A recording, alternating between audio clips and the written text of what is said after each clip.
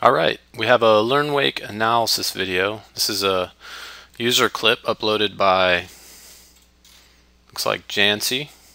He wants just an overall checkup on his foundation. This is the first ride of his season.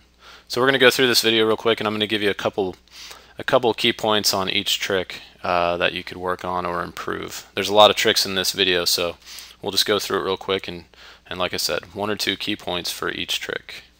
So let's rewind this and check out the first. Looks like it's going to be a heel side jump. The setup's good. I like the sequence that you set up. You're coasting seated.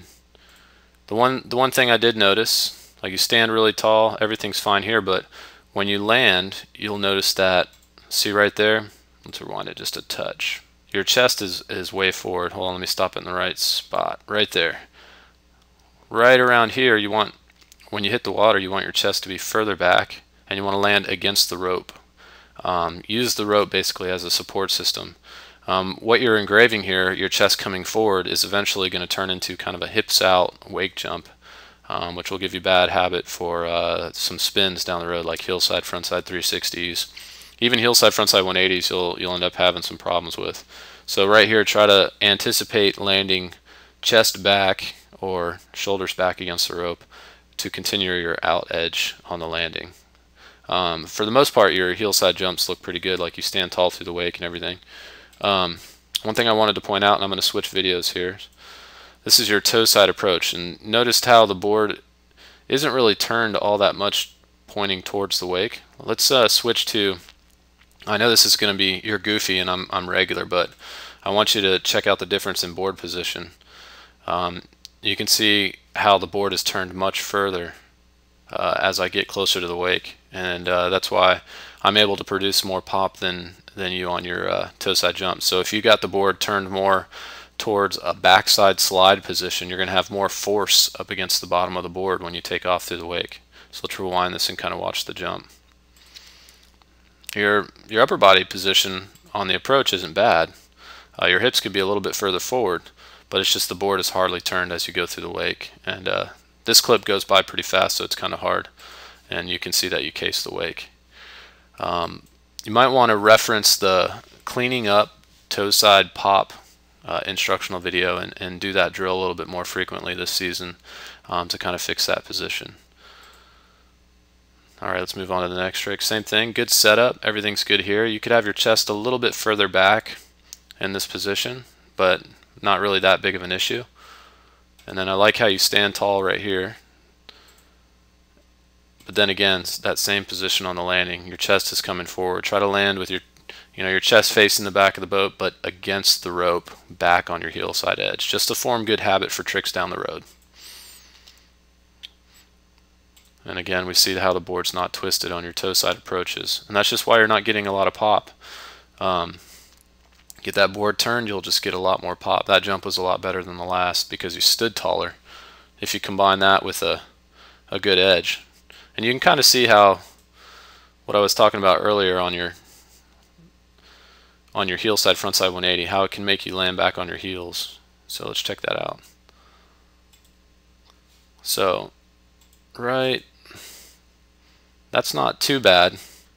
This landing position is in reference to a switch backside slide. So if you want to get better at landing on your toes, you can go out to this side of the boat on your landing side and do one-handed switch backside slides just kind of at normal speed, and get used to holding that position out in the flat in the slide position, and that'll get you more comfortable landing over your toes in a more twisted position. So let's move on to the next trick.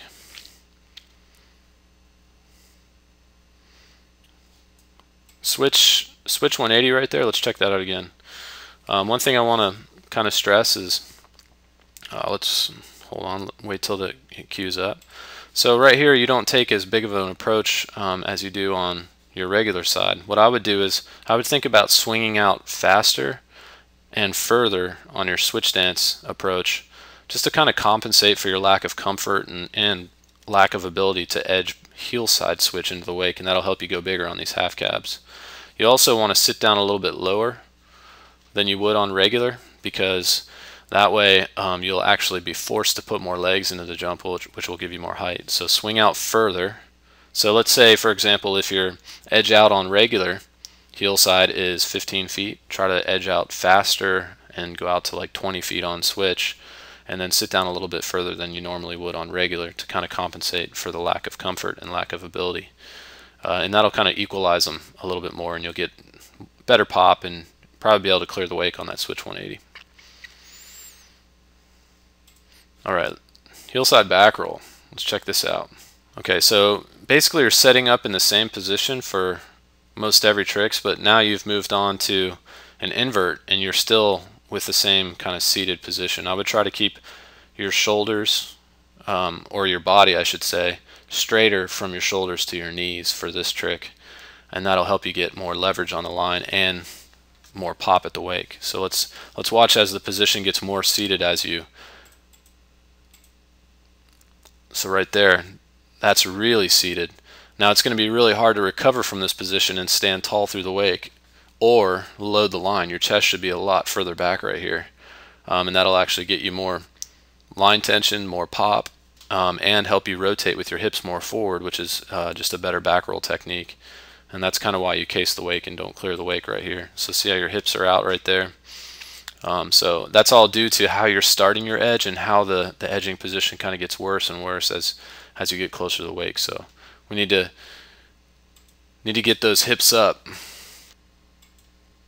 Alright, that front hand comes off a little bit early. Let's check this out.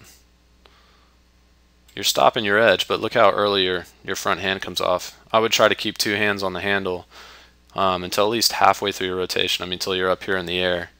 That way your rotation will stay tighter. You'll rotate around the rope's axis better, and it'll just force you to kind of to ride longer up the wake and get more height on your takeoff. The other thing that is a concern is right here your chest should be kind of back and aimed more up, so you're projecting the trick up first and then over. And that's why it's kind of low and you're under rotating onto your butt. So we need a cocking back motion right here at this point, and then throw yourself up and over off the top of the wake. And that's kind of why you're back on your heels again. Just not enough height to finish the rotation. Not bad though. Alright, kind of the same thing.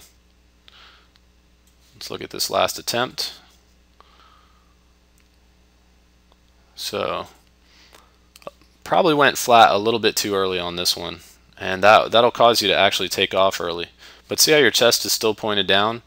I mean, if you put the analogy I like to use is if you stuck a sword straight in your chest right there, straight through your chest, right now the sword would be pointed down towards the water. When you ride up the wake, you actually want that sword to be pointed up towards the sky first, and then off the top of the wake you go over. So that's kind of why it's hard for you to get enough height. It's not that you're actually rotating fast enough. If you just had like 2 more feet of air, you'd be able to get around onto your toes again to complete the rotation. Overall, I mean, there's just a few tweaks for each one of those tricks that you showed or filmed in the video. And when I include this video on the bulletin post, I'll kind of write down bullet points as well, just to help you get ready for the season and improve all those tricks. All right, thanks for uploading the video.